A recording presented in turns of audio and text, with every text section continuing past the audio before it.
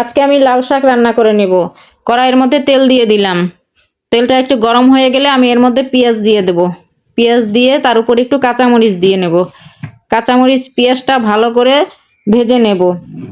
পেঁয়াজের একটু কালার আসলে আমি এর উপরে দিয়ে দেব লাল শাক।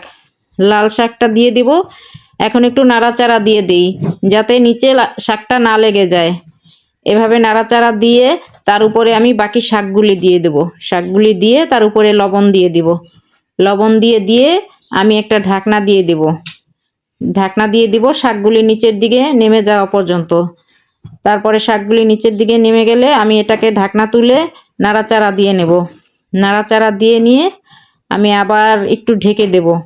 এভাবে শাক রান্না করলে শাকটা সুন্দর নরম হয়ে যায়, খেতেও অনেক ভালো লাগে। এভাবে কে কে আমার মতো লাল শাক রান্না করে খান? এভাবেই আমি লাল শাক রান্না করে খাই। এখন তো শাকের দিন, শাক অনেক মজা লাগে, সব শাকই মজা লাগে। এখন আমি ঢেকে দিলাম। তার উপরে আমি ঢাকনাটা তুলে নিলাম। ঢাকনাটা তুলে আমি আবার একটু নাড়াচাড়া করে দিলাম। এখন শাকে পানি ছেড়ে দিয়েছে, আর আমি ঢাকনা দিয়ে ঢাকবো না। এখন আমি এভাবেই নাড়াচাড়া দিয়ে নেব। আবার আরেকটু পরে আমি আরেকটু নাড়াচাড়া দিয়ে যে পানিটা শুকিয়ে নিয়েছি। এখন শাক নামানোর সময় হয়ে গেছে। আজকে আমি আবার রান্না করলাম তার সাথে একটু তেলাপিয়া মাছ। হাতে আমি পেঁয়াজ মরিচ তেল এভাবে দিয়ে হাতেই মাখিয়ে নিই। এভাবে রান্না করলে মাছটা ভালো লাগে, তাজা মাছ একদম নরম থাকে। এভাবে সব কিছু মিলিয়ে দিয়ে তার উপরে আমি একটু পানি দিয়ে দিব। পানি দিয়ে আমি এটাকে বসিয়ে দিয়ে একটু নাড়াচাড়া দিয়ে তারপরে ঢাকনা দিয়ে দিব। ঢাকনা দিয়ে দিলে এটা সিদ্ধ হবে। তার মাঝখানে আমি আবার মাছটাকে একটু নাড়াচাড়া দিয়ে নেব। একটু হালকা হাতে আমি নাড়াচাড়া করে দিয়ে নেব। হালকা হাতে নাড়াচাড়া করে দিয়ে আমি আবার ঢাকনা দিয়ে ঢেকে দেব। এভাবে ঢাকনা দিয়ে ঢেকে দেওয়ার পরে পানিটা যখন শুকিয়ে যাবে তখন আমি মাছটাকে নামিয়ে নেব।